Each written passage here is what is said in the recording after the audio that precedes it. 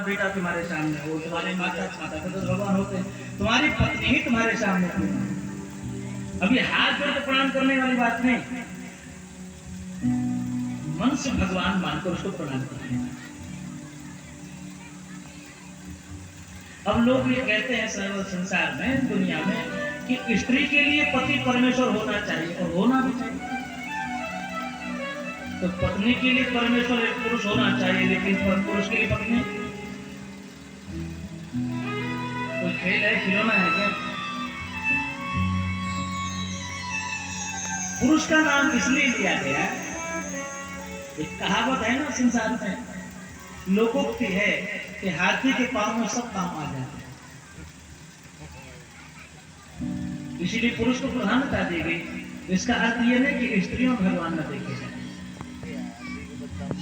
अगर पति में हम परमेश्वर का दर्शन करते हैं तो अपनी गृहिणी में भी हम भगवान की अर्धांगिनी का दर्शन कर सकते, देवी का दर्शन करना चाहिए। ये भी तो भगवान ने बनाई है, ये तो किसी और कहीं फैक्ट्री से बन के आई नहीं है, इसे भी तो भगवान ने जन्म दिया है। लेकिन ये सामने से करने की बात नहीं है, ये मन से करने की बात है। वो तो 1 घंटे तक जो आपकी पत्नी है, बालक है, बेटी है, नाती है, कोई वृद्ध है, बूढ़ा है, क्रोधी है, कामी है, लोग जो भी तुम्हें सामने दिखाई दे, उसको भगवान मानकर मन ही मन प्रणाम करो। और ऐसा नियम निरंतर बना रहना चाहिए। उसमें घटाव नहीं होना चाहिए, समय में वृद्धि होनी चाहिए।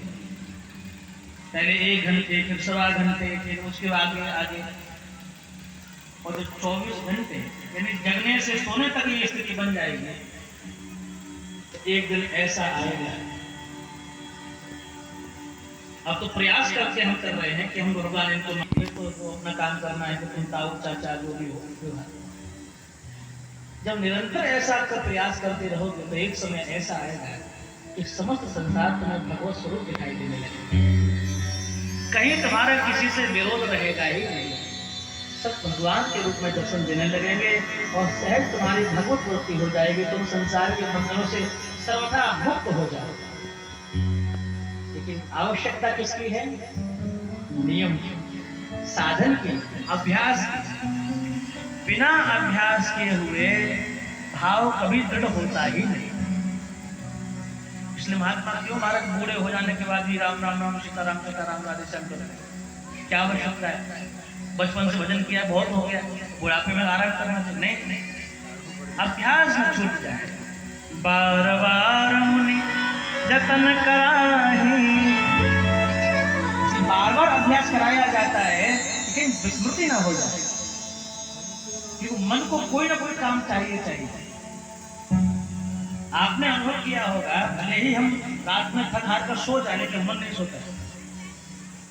मन सूक्ष्म शरीर के साथ में ये तक भ्रमण करता है।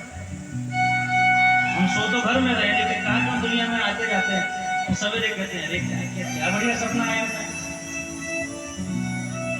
तो मन को कहीं लगाना ही पड़ेगा। अगर भगवान में नहीं लगाया तो संसार में उथल पुथल मचाएगा, संसार को उल्टे सीधे काम होने जाएगा। और जब संसार का ये चिंतन में मनन करेगा तो ये दुख का ही कारण बनता है, न कि सुख का कारण। सुख का कारण तो केवल भगवान के चरणों में जाने के बाद ही बनता है।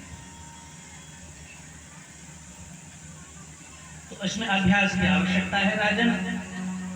तब भगवान सुखदेव स्थूल सूक्ष्म रूपों को धारणा ध्यान मुक्ति के द्वारा समझाते हैं।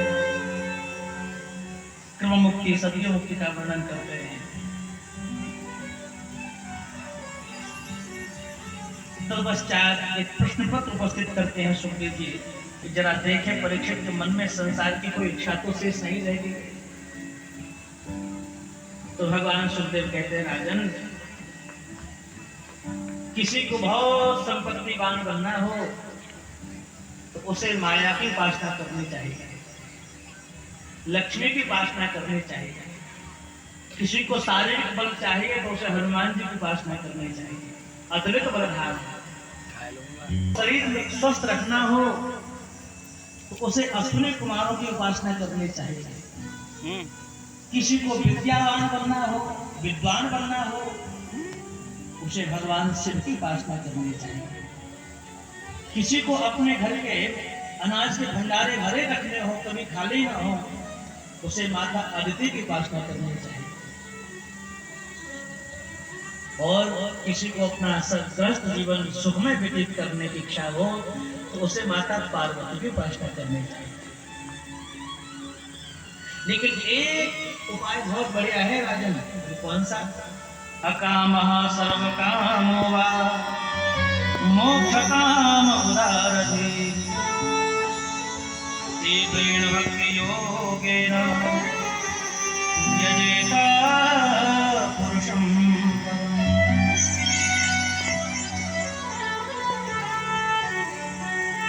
पुरुषं परम्।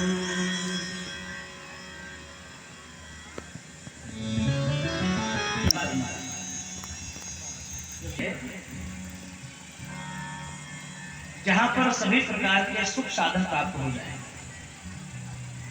पहले तो सुखदेव जी ने एक एक देवता की उपासना करके एक एक चीज प्राप्त होने की बात कह दी है।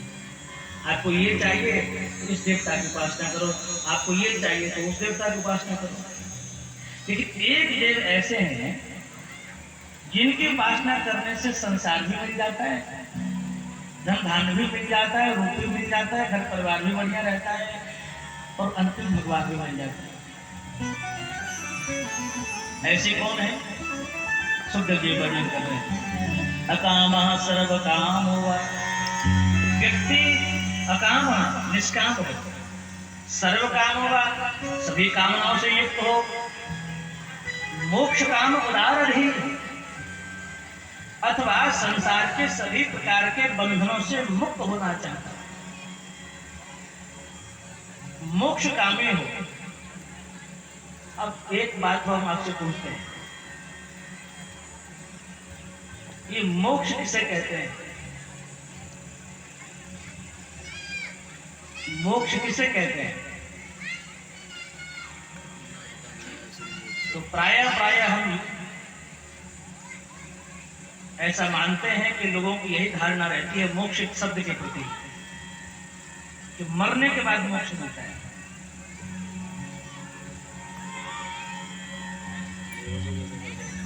मरने के बाद, लेकिन मोक्ष शब्द का यह अर्थ नहीं है। जो मोक्ष है ये चतुर्थ पुरुषार्थ है। 4 पुरुषार्थ हैं, धर्म, अर्थ, काम, मोक्ष। और चतुर्थ पुरुषार्थ मनुष्यों के लिए व्यक्ति धर्मपरायण जीवन जिए, अर्थ की प्राप्ति कर लेता है। अर्थ अर्जित नहीं करना पड़ता धर्मार्थी को। धर्म का निष्ठा से पालन करो। हम ब्राह्मण हैं, क्षत्रिय हैं, तो हमारा क्या धर्म होता है उसको हम ठीक ठीक निर्वाह करें। आपको धन कमाने की इच्छा ही नहीं, जरूरत ही नहीं है। आप धर्म का पालन करिए, धन अपना चला आएगा। तो धर्म के पीछे धन है, लेकिन धन के आगे धर्म है। लोग कहते हैं महाराज रुपया पैसा है तब धर्म करें। नहीं, जब कुछ ना हो तब धर्म करो। बोले महाराज बिना धन के क्या करें, कैसे धर्म करें? अरे भगवान ने जो 500 शरीर दिया है, पर इसका तो ठीक ठीक उपयोग करो। आंखों को सही जगह लगाओ, कानों को सही जगह लगाओ, हाथ पैरों से सही ठीक जगह काम सेवा करो।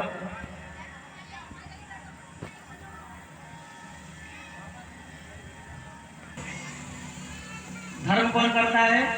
मनुष्य। किस अवस्था में? जीवित अवस्था में। धन का भोग कब करता है? जीवित अवस्था में। काम अर्थात कामनाओं की पूर्ति कब करता है?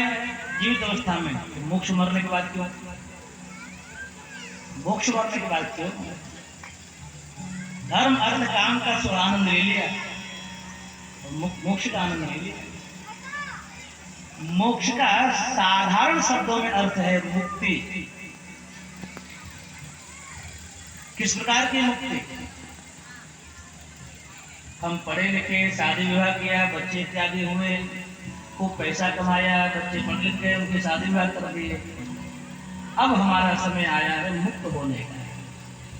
सारी जिम्मेवारी पूरी करके घर के बालकों को समय रहते सौंप कर अपनी पत्नी के साथ एकांत में बैठकर भगवान का भजन करना चाहिए। उसे कहते हैं मोक्ष, उसे कहते हैं मुक्ति। मरने के बाद किसने देखी, मिलेगी कि नहीं नरक? मरने के बाद तो कर्मों का हिसाब होगा जी, मोक्ष नहीं मिलने वाला, मुक्ति नहीं मिलने वाली। वहां तो पुण्य किए होंगे तो स्वर्ग में जाओगे और बुरे कर्म किए होंगे तो नरक जाओगे। वहां तो भोगना है हमारा। मुक्ति का आनंद लेना है तो जीवन के जीते जी लीजिए।